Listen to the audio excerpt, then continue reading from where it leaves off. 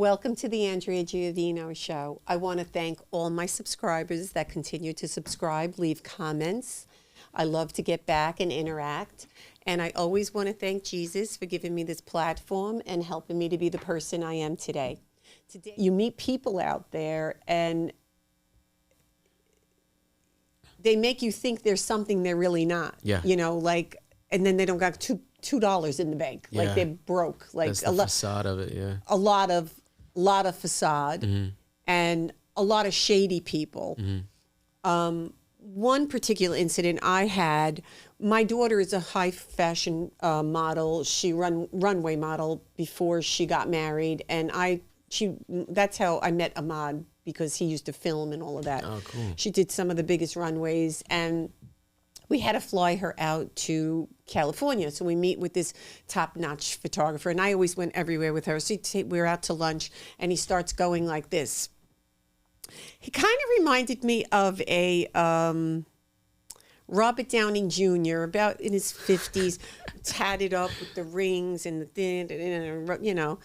And he starts going like this. He starts saying, "You're a beautiful girl, and, you know, I see your pictures, you know, fashion." He goes, "But I want to get to the point of really showing the art side, and I have this rooftop, and he starts getting into what he really wants to do is photograph my daughter nude. Right, well, here's what he saw. Listen, thank God I wasn't there. He saw, no, it. you didn't have to be there. He sees the Brooklyn come at him. I go, just good. First of all, you degenerate. She's 22 years old, number one. Let's go see you get your mother or your sister to go do naked. My daughter's not here to do anything naked. You're a freak. Good. Oh, I ripped him up. Good. I said, and she's never doing anything for you. Take your half-baked and go somewhere else and get the heck out of here. Come on. That's it. We don't need you. Oh, my God. That's the kind of stuff. Everything is that. Yeah. And I was just like, you know what? These people are crazy. What does that have to do with a fashion designer? She models for some of the biggest fashion clothing, not her nakedness. Yeah. Yeah. It's a business of snakes. It's snakes. And you hope you can be in that world with like-minded people, but it takes a lot to find them, and you have to go through a lot of fat to do that. And I've been burned a couple times, you know. I thought I was all right. I was pretty savvy, smart, this and that. I got taken. Doesn't matter. Yeah. There's some people out there that are the best actors I've ever seen are not on camera. They are so convincing of who they are and what they are. Not going to get into stories with you, but it took me a while. And I've noticed, just like in personal lives, I think people around our age can say your circle keeps getting smaller and smaller. And in the business, it's the same thing. And once my circle started getting smaller and smaller, I started putting my Guards up. More than guards. Yeah. Double layer, you know, Protection. block wall. Yeah. Yeah, my life has gotten a lot easier, a lot less stressful, and a lot less bullshit, because you get caught up. This is the biggest thing I learned too. It's very easy to get caught up in somebody else's confidence. And in this world that I'm in, there's a lot of people that are completely delusional. Oh, completely delusional. And their confidence is based on nothing. And sometimes their confidence is based on a project maybe they were involved in, but you don't know what they did on it. For example, when you see a movie and you see producer, co-producer, okay, you see all that. So at the end of the day, at the end of those credits, there's always like the last, what we call card, when you see like produced by or producer, and it's like one or two names, and then the director. Those one or two producers, that's the boss. Okay, gotcha. It's the last ones. Okay. Those are the ones that made the LLC, hired everyone. Those are the ones that brought it in. A producer can be someone like myself that made the whole movie soup to nuts. Toby, if you knew Robert De Niro, and I said, buddy, I'm making this film. I got just enough money. It's not a lot. It's way under his pay grade, but I think old Bobby D would be perfect, right? You're like, I got this. If I can get him, I can get him to do a discount, but I'd like a credit in the movie. I'm like, okay, I'll give you a producer credit. You give me Bobby De Niro.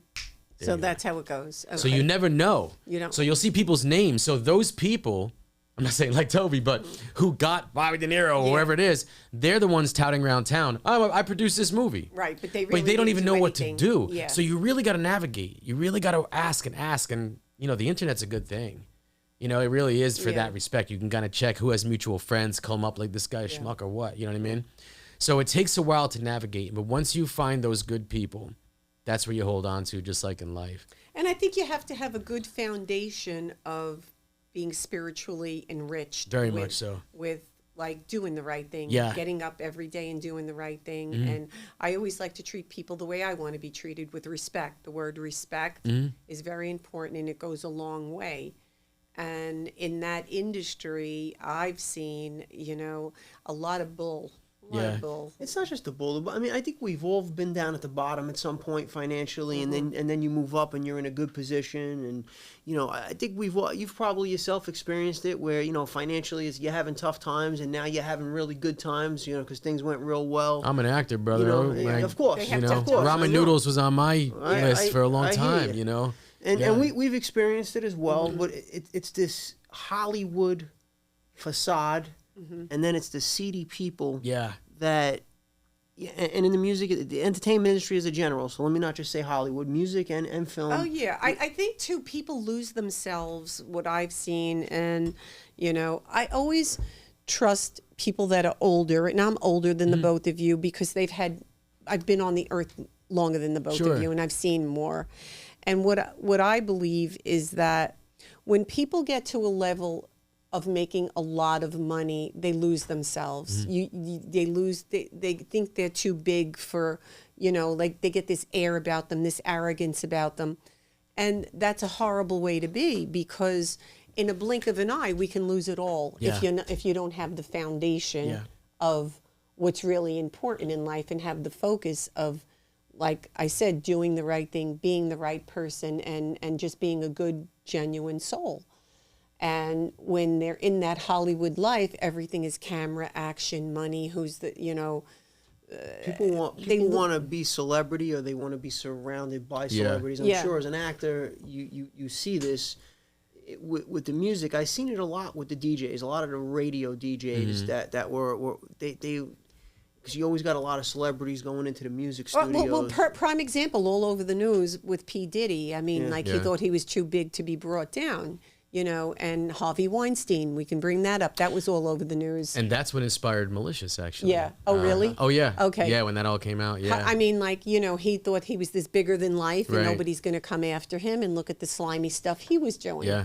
So, you know, it's you have to really have your armor on. It just seems like, though, in the industry, you really have to have your own You have regard to, you on, have to. because it seems Yeah. like in the entertainment industry as a whole, you're dealing with a lot more untrustworthy, Yeah. seedy people that are Yeah. they're not they're not your typical next door neighbor. They're not the typical guy you're running into They're in con church artists, on Sunday. basically. Con You're con running artists. into a higher percentage, I feel, of people that really are not trustworthy. But that's Yeah. why I like the fact that he's working along with family, friend, people that you can He's trust. doing his own thing. You're doing your own thing. my own thing. Building his own. And that's Yeah. the best spot to be in. It is. And you know something, you brought up a lot of good points with that, because I don't know, as an actor climbing up, for me it was never about that.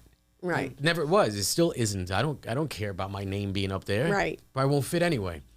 So it's gonna fit.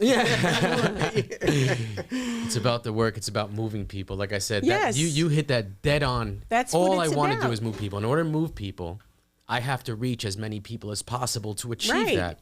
So you reach higher. Mm-hmm. In order to reach as many people as possible, you need, unfortunately, to either be cast in bigger movies, bigger TV shows, or make bigger films, so bigger companies will take them, have bigger budgets for marketing, and bigger, right? Nowadays, I don't know. It's kind of like the Wild West in the film business, because when The Bastard Sons got released, I made that movie for $70,000. The Which first I found thing, amazing. Let me stop Thanks, you right man. there. I didn't know if that was going to go on camera. When you told me Yeah. that, you told me that privately. I thought, here's the deal, man. When you told me that, I said, wow, with this guy. This is a businessman. This guy's not just creative. He's not just a good actor. This guy is a solid businessman. He put his heart, his soul, and his work into trying to build this thing. To make the most of it. to try to Right. make this happen. Right. And then that's where we get into the actors that you brought in when you mentioned Roger Matthews and Frankie Edgar and some of the other actors that you had brought on that show. You looked at that person, you said that person will be a good fit for this part. That's one of the things that I found amazingly creative. That's what kind of has me excited with talking to you today. Thanks, man. Because, again, as a businessman, I don't just look at things as oh, this guy's a good actor sitting next to me today. The I'm looking Bastard at the Sons. I business want side. my audience to know. Make sure you tune in and watch it because you like mob stuff. You'll love it. That was the business model. Yeah. I said, I'm Yeah. going to make these 3 films as low as possible for anyone that's putting money into them to make as much profit as possible. Right. It's working. And that's a good mindset. And Malicious was 65,000 and St. Michael was, in that world. I just did love Malicious because I like that kind of crazy Yeah. stuff and what's going to happen next. Yeah. And it was that twist at the end, which I didn't know that you were the father of the girl protecting her. Yeah. So I was like, oh, wow. And then like I tell other people to watch, my sisters or girlfriends, and then we talk about it on the phone. Because this before I even knew you. Yeah, did you believe it was the father that, That's so funny. So it takes you, the films for me takes you away from the reality of life when you're dealing Yeah. with a lot of stuff. And Yeah. that's what I love about it. Yeah, thanks. I appreciate it. Malicious is doing well and it popped. Yeah. Bastard Sons was released. It got picked up by a pretty big company. But $70,000 budget, right? When that was released and it was on iTunes and Amazon, on iTunes, Oppenheimer was right next to it. Right. Wow. Holy you know Wow. what? Like, wow. Yeah. And that moment I'm like, does Hollywood matter right now anymore? It's there. It's there. It's there. No one knows the difference. So, No, I wouldn't know it's the like- difference. I did not know the difference. Yeah. What do we know? It's the same key artist. Right. Key artist is a poster artist. Like if you get all these things it's back to doing a flip, back to construction. There's certain selling points you got to hit. You know what I mean? With a house, you buy a house, right? Yeah, this matters, that matters, and blah, blah, blah. But at the end of the day, people are looking for what? How many beds? How many baths? Is it a full basement? You know what I mean? Like things Right. like that. And then there's the other little things like, okay, is it a 25-year roof or 15-year roof? Like it's 15. Oh, okay, we'll figure it out. But with a movie, there has to be selling points. This is the producer hat, Kevin, coming out now. You know what I mean? And I have to think like that and make the decisions for the creative guy. And then when the producer hat comes off, then the creative guy does the work to satisfy it. So I knew and I know that poster has to pop. And Malicious, we had an original poster made, and it was not red. And the distributor took it, and they're like, no, we're going to make it red. And I wasn't crazy about it at first, and I'm like, smart. Because I know red pops when it's on a platform, and sure enough, there you have it. So it's about getting someone to look at it first, and then getting them to click on it, and then getting them to watch it, Right. And the right. producer has to think of all that stuff, and then the creative guy has to make it work, Right. So Kevin turns into these hardcore, right? He turns into these hardcore street guys. Yes. Whether you want to refer to it as a gangster, tough guy. I mean, he transforms the character. It's not the nice, smart gentleman that you see sitting next to us right now. He transforms into this gangster. Yes, he Because, does. that's the reality at the end of the Yes. day. You're sitting here laughing. Yes, it's true. I got Bad Frank sitting next to me. I got, what is it, Vince Damiano sitting next to me. Huh, Yes. Who else do I got sitting next to me, Yeah, there's brother? a few more in there Hey, somewhere. can you give me the look? Give me the look. Not that look. No, not the look. So films, Saint Michael of the City, is that out? I haven't watched Yes, that that's one. on Amazon. It's on Amazon and Tubi. and Tubi. Did that just get released? April.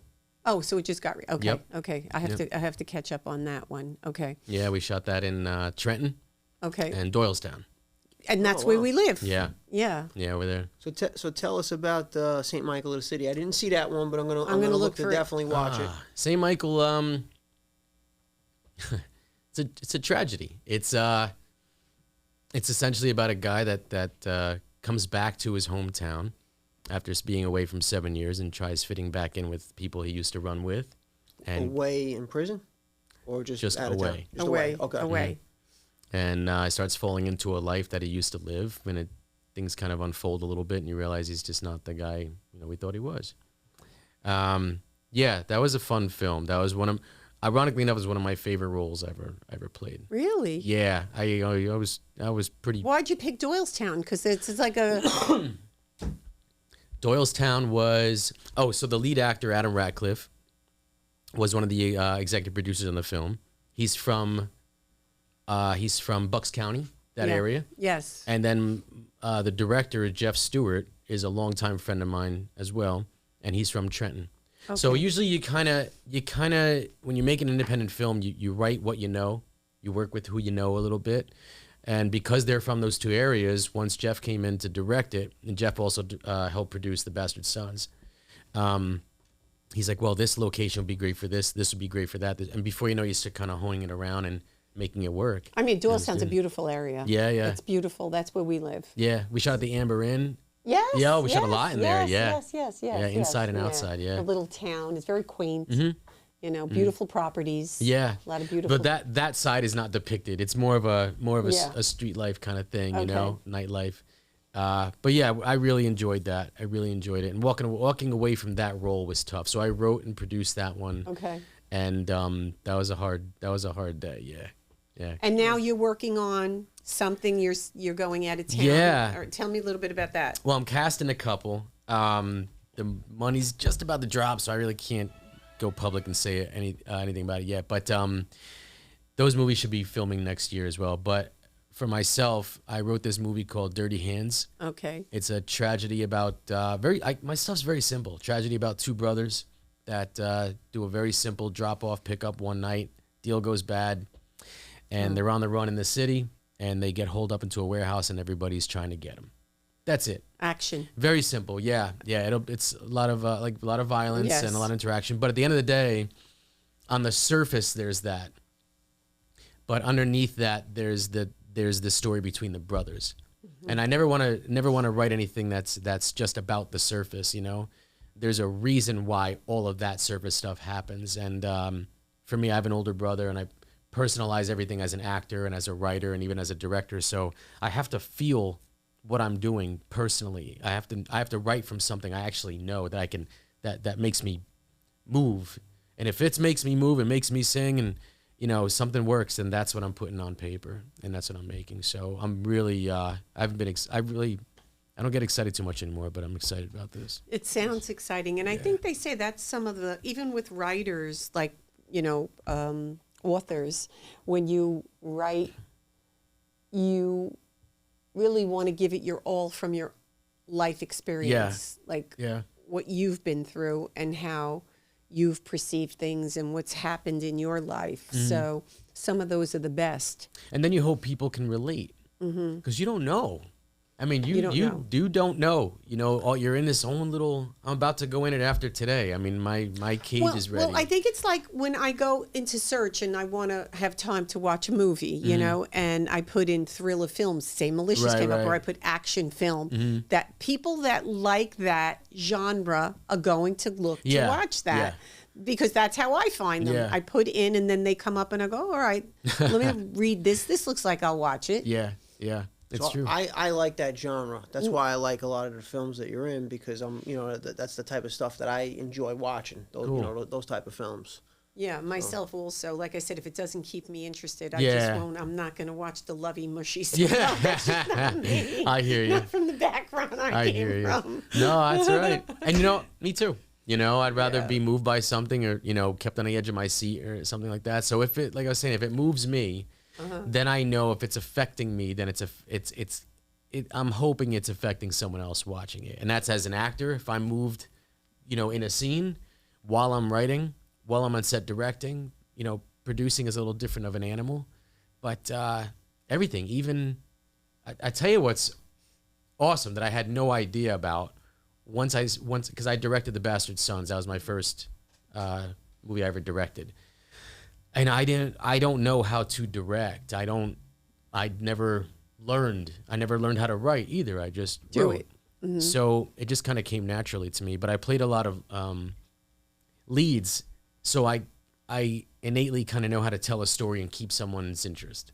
So I just kind of used a lot of principles as an actor and kind of relayed that to directing, and hopefully it worked. But yeah, so the Bastard Sons was interesting, but because that was my first directing job, my wife and I financed 92% of that movie. I didn't want to ask anybody to take the risk on me. I wanted to take the risk right on my own. And you know, I kind of model my business model kind of like construction. Everything goes back to construction. Right. Like everything does. And it's very similar, if you can understand, to buying a house to flip. Toby, say we buy 2 houses next door to each other, right? Yep. Both 2-bed, 2-bath. Okay. The one you buy is 100,000. The one I buy is I wait for it to go down. I buy it for 50, right? We both do a renovation to it. We both add a bedroom and a bathroom. Now they're both 3-bed, 3-bath. Yeah. I know how to do that stuff. Like Ahmad, I do it with my hands. You need to hire people and do it, you know, subcontract it out. So I'm in 50,000 on my house. You're in 100,000. The renovations cost you 100. Renovations cost me 50. Yeah. So now I'm all in for 100. You're in for 200. At the end of the day, we build the same exact house. Who's going to profit more? Of course you are. You are. That's the same thing. Right. Yeah. It's the same exact thing. That's really, And that's how I look at it. So yeah, my wife says I'm crazy and she thinks I'm nuts because I do a lot myself. But I mean, no, hey man, I think you know, that this it's is. I think it's working. Yeah. I mean, you know, the films are on Amazon Prime, major, Tubi, major. I mean, that's what I go to try to watch my stuff. And Yeah. I think those are, you know, you got to really give yourself credit for all of that and getting to the point where you're at now and continuing to move forward and be creative and put films out there that people like. Listen, also, you know, when I was going through, in 1992, I was relocated by the government. There was a contract out on my life. Literally, the feds came and people were going to kill me. Wow. Long story short, I was raising 4 kids by myself. My husband was incarcerated. And I have a 7th grade education. I have no means of education. And when I wanted to escape from my life of what I was dealing with, I would watch films. Yeah. That's basically. So you're putting stuff out there that you don't know, like that 2-hour, that hour and a half film takes people away from what their real life is and what they're dealing with. And that's basically how I used to be able to survive, is to be able to watch a film and take my mind off things and get into the film. So you're doing a good thing by, you don't know who's watching it and how you're benefiting that person. What you just said is the sole reason why I do what I do. To a T. One of the things that I found really great that you told me you did in a private conversation with that movie was you typecast certain people that you felt would fit that character already. So you picked certain people. We talked about some of the characters that you had. You know, You talking about Bastard Sons, right? Yes. Yeah. Yes. Yeah. And I was impressed how you took certain people that were non-actors, Right. and you put them into certain roles that they looked very convincing. Because that's who they are. They can fit into They can that. fit into that. Not That's who necessarily they are. but they fit right into Right. that part. And I feel like your eye and your talent to be able to do that. I'm a businessman at the end of the day. I'm also a creative, but I'm a businessman as well. So being a businessman and a creative, I see these little nuances, these little details. And when I see the fact that you did something like that and you did it well, for instance, you know, I'm a big fan of Frankie Edgar. Oh, yeah, because I'm a fight fan. I train professional fighters on occasion. I've been training mixed martial arts myself for a long time. You know, so I see a guy like that, and then boom, you stick him in a role like that. Yeah. And he fit that role. He fit looked the like role. a convincing. Yeah, he part. fit. Yeah. And if it was another role, I don't know if that would have worked Right. as well. And it was a you know? co-starring role. Yeah. So that's, you have to have that eye for that awareness of, wait, I know this person. They might not be an actor, but I know that they could do this. Right. I'd rather that. I remember that conversation. And then you don't have the big budget. Yeah, exactly. You know, then the money's going more, you know. So that's good. And then the people get the notoriety. Oh, I want to be in that film. Oh, I tell you, I love the idea. I mean, my dad's in the movie. Good. All of my buddies, I grew up with my brother. Like, because I know that they're comfortable on camera. Right. It's very different when you walk around. You got a friend that pulls the camera out, and then you can feel something as soon as someone gets a phone. Right? Okay, guys, here we go. We're gonna take video. There's a shift. Right. Who plays up? Who plays down? Who turns around? Who's this and that? Who starts acting weird? There's always a shift. I'd rather use non-actors sometimes because they don't know how to act. I don't even know why they call us actors. We should just be like behaviors. You know, like the whole idea of acting is weird to me because I like to not only play but now write and direct real people. Right. So you have that relatability, you know? Sure. I'm not a fan of hero moments, you know, walking away slow-mo with the big explosion in the background. Realistic. Look, if I get cast as an actor being that guy, so be it, man. Okay. That means I'm making shkarol and I'm doing good, you know? That's a big budget thing. Yeah. But for me, yeah, I'd rather have someone that doesn't know how to act and is comfortable. And Frankie and Roger Matthews, they've been on camera for a long time. Yeah. They've been in the public eye for a long time. Reality star, professional fighter, both. So I'm like, these guys are okay. And there's a transition when you act. You know, when you start, you're very vulnerable. You have instincts, and you learn how to be an actor. You go to school and you do all these things and everything, and you kind of go like really outside the box, and it changes you and it takes you away from your instincts. And then once you start working a lot through the years, I found my way too. I could look at my earlier stuff. I'm like, ugh. But oddly enough, when I first started acting, the first couple short films I did before I went to acting school, I was like, there it is. There it is. There's the truth. Then I started to go to acting school, and I felt like I was pushing. I was trying to work at it. And then through the years, I come back to the truth again. And I was like, wow, I was actually at my best when I was just relaxed, comfortable, confident, understand where the cameras are, like all these things, you know, and then trusted myself to speak to someone and to speak the truth, and then getting into character work, which is a whole other thing. Sometimes people can do it, sometimes people just can't, you know. What would you like to, before we close out, tell the audience of what films that are currently out, which we know, and I know I like them, that, you know, to keep an eye out for and, you know, tune into. Thanks, Andrea. Hi, everyone. If you have time, on Amazon and Tubi, you can see The Bastard Sons, Malicious, and St. Michael of the City. And I appreciate you checking them out, and I hope you move you with my work. That's it. Don't forget to follow him at Kevin Intro at Instagram.com. Yeah, right? the Kevin Intro. Yeah. INTRO. Yep, and I just got a YouTube page too, and documenting my journey, what I go through behind the scenes and everything. Now I just started it, so people see what it's like. Follow Kevin on his YouTube page. Yeah. Watch his films. He's also on Instagram. And anything else you want to say, Toby? At TobyTNT1, at Andrea Javino1. God bless. God bless. Thank you so much, Kevin, for coming on. This was amazing. Thanks, and my viewers love crime. You got to watch these movies. They're true crime. Thank you very much. Thank you.